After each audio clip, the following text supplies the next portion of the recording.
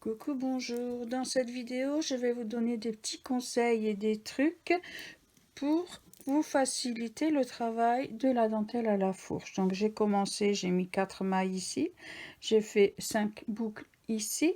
Je vais faire une 5e boucle. Donc je tourne mon crochet. Je tourne mon crochet à fourche. Il arrive parfois que les boucles se superposent ici. Et donc, pour terminer ma boucle, vous vous rappelez, il faut absolument prendre la dernière boucle, rentrer par-dessous. Sauf que si elles se sont superposées comme ici, que les boucles commencent et se terminent ici par ce petit point ici. Alors que la dernière boucle que nous faisons, elle va jusque là. Donc, même si elles se sont superposées de la sorte, on voit bien que la dernière que nous avons faite, c'est non pas celle-ci, mais c'est bien celle-ci, puisqu'elle va jusque là. Alors que les autres, elles s'arrêtent vraiment net avec un petit point. Donc, prendre la dernière, qui ne sera pas la dernière sur la fourche, et je fais ma petite jetée, et voilà. Et là, du coup, je vais remettre cette fourche là, cette boucle à sa place. Voilà, ça c'était un petit truc en premier. Ensuite, je vous conseille vraiment pour les toutes premières bandes que vous allez faire de prendre des petites largeurs. Ce sera beaucoup plus facile pour manipuler le crochet à fourche.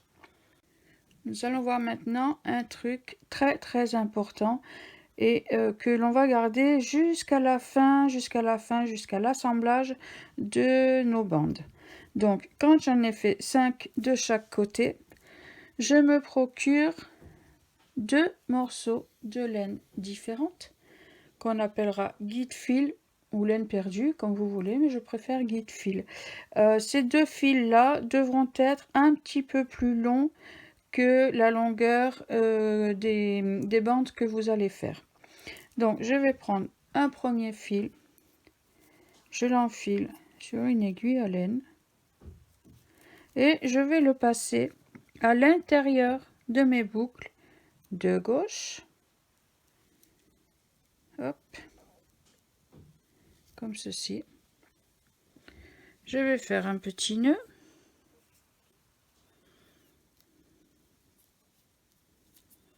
que je vais mettre sur ma fourche en haut et je bloque comme ceci et je fais pareil de l'autre côté.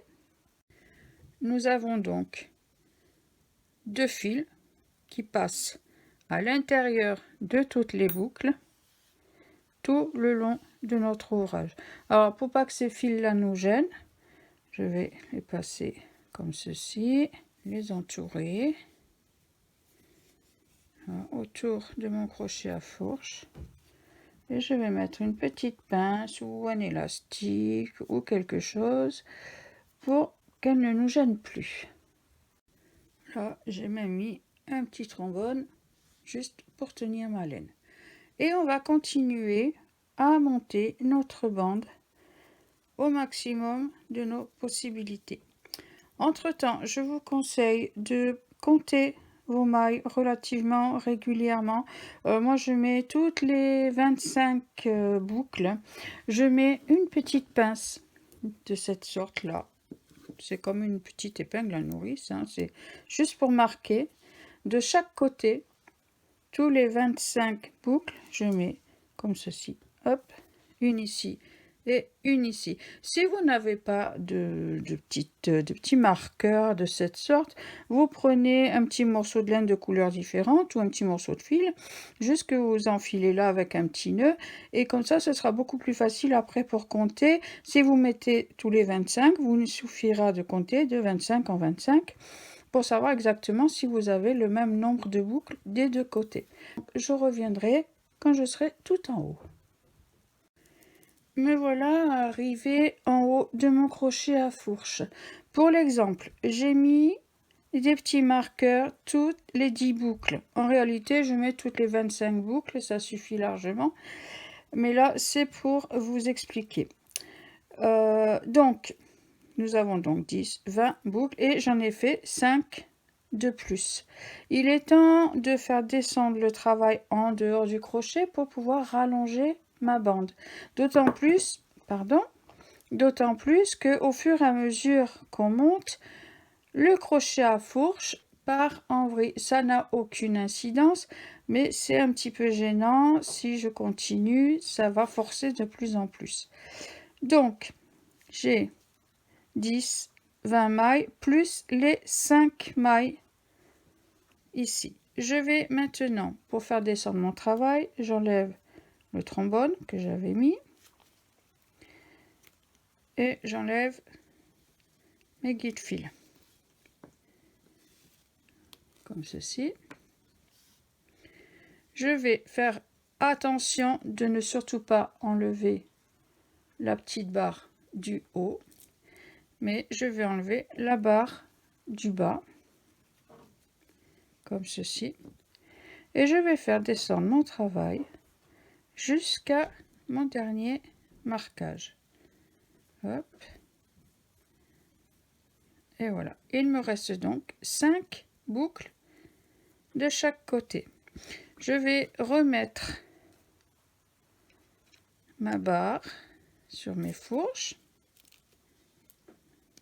en faisant toujours attention que l'écart soit le même en haut et en bas.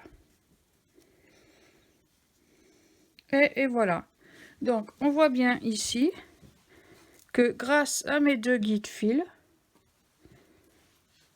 ma bande reste bien à plat.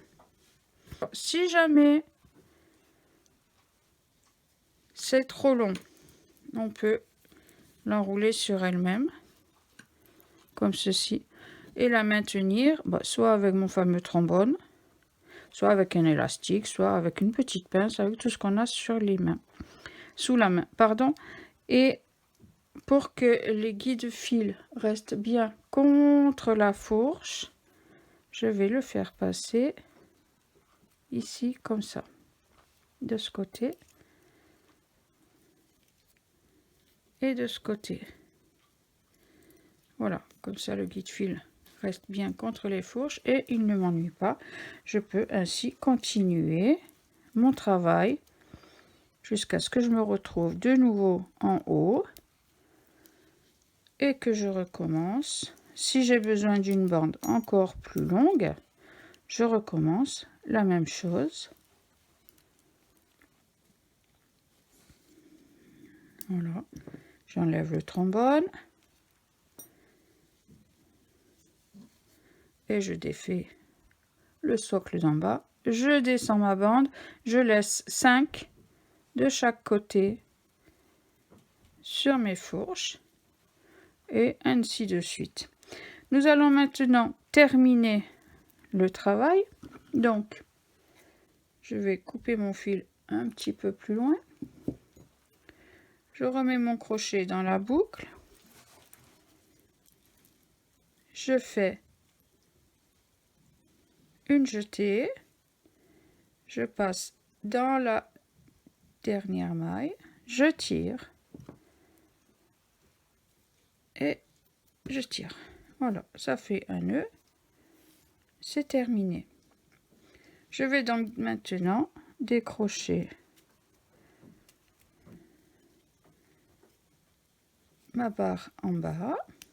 Hop, voilà.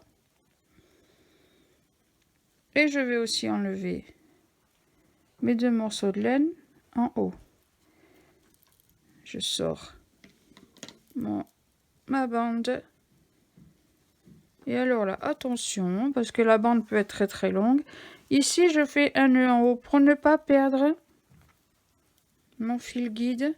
Il va nous servir absolument jusqu'à la fin. Il va aussi nous être utile lorsqu'on va assembler les différentes bandes. Donc je fais un nœud en haut et je fais un nœud en bas. Voilà, comme ça le guide-fil restera toujours en place. Si la bande est trop longue, ou très longue, pour la ranger en attendant de faire les autres, et bien je l'enroule et je la mets de côté en attendant les autres. Voilà, je vous remercie, j'espère que cela vous aura été utile. Si vous avez aimé ma vidéo, n'hésitez pas à liker ici sur YouTube, mais aussi d'aller voir sur ma page Facebook Dom Anime. Merci beaucoup, bye bye.